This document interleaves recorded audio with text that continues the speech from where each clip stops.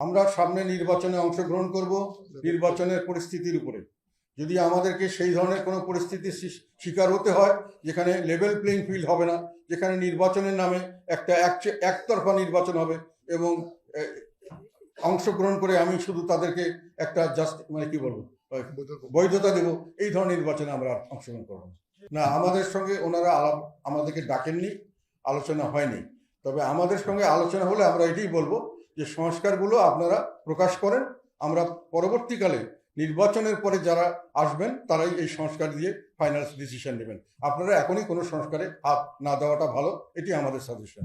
যমুনা ইলেকট্রনিক্সের super exchange অফারে একের ভিতর 3 পুরনো বদলে নতুন নিন যমুনা ইলেকট্রনিক্স। কাজে এই সংস্কারগুলো আপনাদের হাতে আমরা চাই না। আপনারা কোনো সংস্কার করেন, আমরা মনে করি এটা সঠিক হবে না, জনগণ এটা দেয়নি। এবং রাজনৈতিক দল বলতে যারা গিয়ে সমর্থন দিবেন তারা কতটুকু এই সংস্কারের পক্ষে তাদের সমর্থন তাদের জনগণ দিবে সেটাও তারা জানেন না। কাজে নির্বাচনের আগে কোনো সংস্কার হওয়া উচিত না বলে আমরা বিশ্বাস করি। এবং আমি মনে করি বেশিরভাগ যারা জনমত পুষ্ট রাজনৈতিক দল তারা আমার সঙ্গে একমত হবেন। এবং যেহেতু এই এখন যেটা সংস্কার করবেন, যদি পরবর্তীতে এই সংস্কারগুলি জনগণের পক্ষে না হয়, জনগণ যদি এটার বিপক্ষে অবস্থান নেন, তাহলে এটা থাকবে না, এটা নিয়ে আরেকটা জটিলতার সৃষ্টি হতে পারে। কাজে যে ম্যান্ডেট জনগণ দেয়নি সেই ম্যান্ডেটে যাওয়া উচিত হবে না আমাদের বিশ্বাস। আপনারা এটা আপনাদের প্রস্তাবগুলি ছাড়িয়ে দেন, ওগুলোকে প্রচার করেন, আমাদেরকে দেখতে দেন, দেশবাসীকে দেখতে দেন নির্বাচনের পরে কে কোনটা গ্রহণ করা হবে, কতটুকু গ্রহণ করা হবে। জনগণ যেটা ম্যান্ডেট দিবে, যে দলকে ম্যান্ডেট দিবে তারা ঠিক করবে। যদি সরকারি দল থাকে তারা ইচ্ছা করে এখনই বলতে পারেন যে আমরা এগুলো করতে চাই, কিন্তু এখনই আপনারা করতে পারবেন না। আমি মনে করি করাটা সঠিক হবে না এবং ন্যায়সিদ্ধ হবে না এবং আইনসিদ্ধ হবে না। আপনারা পরবর্তীকালে নির্বাচন করে নির্বাচনের ম্যানিফেস্টোতে জানিয়ে দেন যে আমরা সংস্কার এইভাবে সংস্কার করব। তা গ্রহণ করছেন আপনারা, করলে আমাদেরকে ভোট দেন, ভোট দিলে আপনারা এটা বাস্তবায়ন করবেন। এটা হলো নিয়ম। আমি আইনের কথা বলছি। হঠাৎ করে এসে আপনি দুনিয়া বদলে দিবেন সেই ম্যান্ডেট আপনাকে কেউ দেয় নাই। আপনাদেরকে যেটা দেওয়া হয়েছিল সেটা সামনে একটা নির্বাচন করেন, নির্বাচিত সরকার এগুলো ম্যান্ডেট পালন করবে। যদি আপনারা কোনো ম্যান্ডেট দিতে চান, কোনো সাজেশন দিতে চান, এটা আপনারা উপস্থাপন করতে পারেন। উপস্থাপন করার জন্য আমি মনে করি কোনো আপত্তি নেই। এবং সংস্কার করার এই পরিস্থিতি এখন আমি মনে করি এমনিতেই নাই। আর 2 নম্বর হলো এই সরকারের উপর জনগণের আস্থাও সেভাবে নাই। এই জনগণ যে এই ম্যান্ডেট তাদেরকে যে প্রথমে অনেকেই বলেছিলেন ভালো কাজ করতে পারেন, ওনারা ভালো কাজ করছে, নিরপেক্ষ লোক। এখন কিন্তু এই ব্যাপারে মানুষের মধ্যে সংশয় দেখা দিয়েছে, ওনারা নিরপেক্ষ কিনা এই ব্যাপারেও সংশয় দেখা দিয়েছে। কাজে এই ম্যান্ডেট ওনারা গ্রহণ করেছেন বা পেয়েছেন এটা আমি মনে করি না। একটা প্রকৃষ্ট উদাহরণ হলো যে আমাদেরকে ওনারা বৈষম্য করছেন। কাজে ওনারা নিরপেক্ষ হলেন কিভাবে? আমাদের নিউজ পেপারে আমাদের খবরাখবর দেওয়া হয় না, সাংবাদিকরা আমাদের খবর দিতে গেলে তাদের উপরে চাপ সৃষ্টি করা হয় বিভিন্নভাবে। তাহলে ওনারা নিরপেক্ষ কেমন করে হলেন? আমি সেই নির্বাচনে যদি অংশগ্রহণ করি তাহলে ওনারা তো আমাকে সঠিকভাবে প্রচার করবেন না, আমাকে অপপ্রচার করতে শিকার হতে পারে। যে এইসব জিনিস তো আমার সাথে শুধু নয়, আর অনেকের সঙ্গেই এটার প্রশ্ন আছে।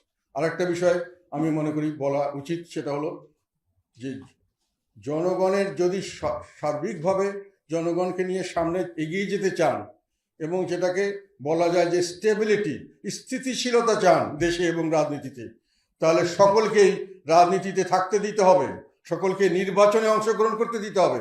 জনগণের হাতে ছেড়ে দিবেন কে ভালো কে মন্দ, কে কতটুকু দোষ করেছে। আর বিচার বিভাগ বিচার করবে। যদি কাউকে দোষ করে ডেফিনেটলি দোষী লোককে শাস্তি দিতে হবে, কিন্তু দোষী বিবেচনা করে, দোষী প্রমাণ করে তারপরে, দোষী অভিযোগ করলেই সে দোষী হয় না। অভিযোগের পরে আপনাকে সাক্ষী প্রমাণ দিয়ে নিরপেক্ষভাবে বিচার করে যখন প্রমাণ করবেন যে সে দোষী, তখনই সে দোষী। আর কোনো দল দোষী হয় না। আমি মনে করি যে দল প্রচলিত নিয়মতান্ত্রিক রাজনীতির মাধ্যমে সরকার পরিবর্তনকে বিশ্বাস করে না, সে সমস্ত দল ছাড়া আর বাকি সব দলকেই জনগণের সামনে রাজনীতি করতে দেওয়া উচিত। এটা আমি সবসময় বলে আসছি, এখনো বলছি। এবং কাউকে বাদ দিয়ে থাকলে তাদের যদি বড় ধরনের সমর্থন থাকে, আগে বলেছিলাম, আমি জামাতের ব্যাপারে বলেছিলাম, তাদের যদি বড় ধরনের জনসমর্থন থাকে, তাদের যদি কিছুমাত্র হলো বড় ধরনের হোক বা যে কোনো ধরনের জনসমর্থন থাকে, তাদের কিছুটা হলেও যদি সাংগঠনিক কাঠামো থাকে, তাহলে তারা সরকারের জন্য শুধু নয়, সমাজের জন্য অস্থিতিশীলতা সৃষ্টিকারী একটি বস্তুতে পরিণত হতে পারে এবং যে কোনো সময় তারা আবার দেশের যে কোনো ধরনের সমস্যা সৃষ্টি করতে পারে এবং সমস্যার সৃষ্টি হয়ে যাবে। কারণ এখন দেশ যেহেতু খারাপের দিকে যাচ্ছে, মানুষের অবস্থা ভালো না, মানুষের বিভিন্নভাবে অসুখী, সেখানে যে কোনো লোককে বাদ দিয়ে রাখলে তারা যদি এই নির্বাচনের বিপক্ষে তারা যদি পরবর্তীকালে কোনো আন্দোলন ডাক দেয় এবং তার পরবর্তীকালে সরকারের বিরুদ্ধে আন্দোলন করতে চায়, সেই আন্দোলন তারা যথেষ্ট সমস্যা সৃষ্টি করতে সক্ষম হতে পারে। কাজে এইটা মনে রাখতে হবে যে সকলকে একসাথে নিয়ে আমরা যদি ডাকি, তাহলে সকলে মিলেই আমরা দেশকে এগিয়ে নিয়ে যেতে পারবো। কাউকে বাদ দিয়ে রাখলে সে পিছন থেকে আমাকে সবসময় যে কোনোভাবে একটা অসুবিধা সৃষ্টি করার একটা সুযোগ পাবে বা সুযোগ দেওয়া হবে। আমি সেই জন্যই মনে করি সমস্ত রাজনৈতিক দলের অংশগ্রহণে নির্বাচন হবে এবং ফ্রি ফেয়ার নির্বাচনের জন্য একটি নিরপেক্ষ সরকার, যাকে আমরা সবাই নিরপেক্ষ হিসেবে গ্রহণ করব, সেই ধরনের সরকার হওয়া উচিত। বর্তমান সরকারকেও সেইভাবে হয়তো চিন্তা করতে হবে যে আমরা নিরপেক্ষতা বজায় রাখতে হলে কি করতে হবে, সেই ধরনের বন্দোবস্ত তাদের নেওয়া উচিত। এটা আমার ব্যক্তিগত ধারণা এবং আমরা মনে করি এটাই হলেই সামনের দিকে দেশ এগিয়ে যাবে এবং ভবিষ্যতের যে কোনো অস্থিতিশীলতা থেকে আমরা রক্ষা পাবো।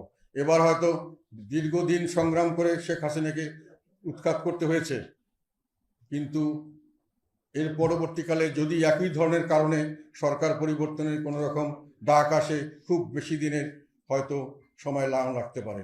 তবে আমরা কি খালি এটাই করতে থাকবো? আন্দোলন করব, সরকার পরিবর্তন করব, আবার নতুন সরকারের করবে, আন্দোলন করব, আবার তাহলে দেশ কোথায় যাবে? একটা কথা মনে রাখবেন, এই দেশ হলো ওভার পপুলেটেড কান্ট্রি, আমরা অধিক জনসংখ্যার দেশ, আর এই দেশ হলো স্বল্প সম্পদের দেশ, স্কার্স resource and over populated country.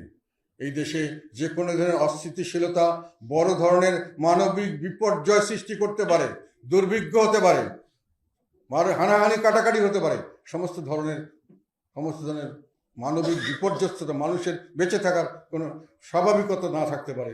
এই ধরনের পরিস্থিতিতে যাওয়া আমাদের মতো দেশের জন্য খুব বেশি একটা কঠিন ব্যাপার নয়।